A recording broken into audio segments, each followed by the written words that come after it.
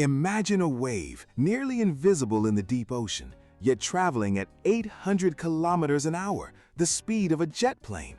This isn't a surface ripple from wind. This is a tsunami, an event that moves the entire column of water from the seafloor to the surface. It begins with immense force, usually where one of Earth's tectonic plates is forced under another. At these subduction zones, the plates can get stuck. When the tension finally releases, one plate snaps violently upwards, shoving the entire ocean above it like a giant paddle. This single cataclysmic movement unleashes gravity waves that race across the sea.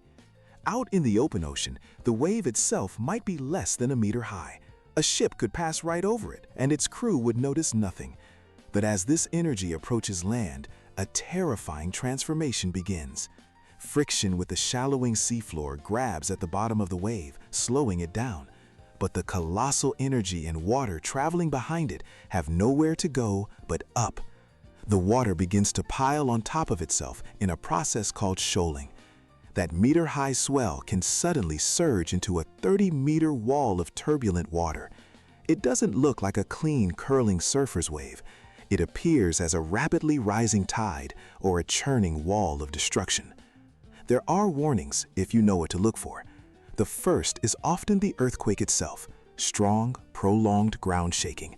The second is even more chilling, the ocean suddenly retreating far from the shore, exposing the seabed in a phenomenon called drawback.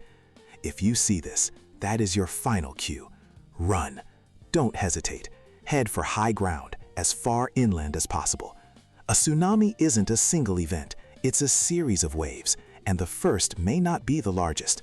Never wait to see the wave. By then, it's already too late.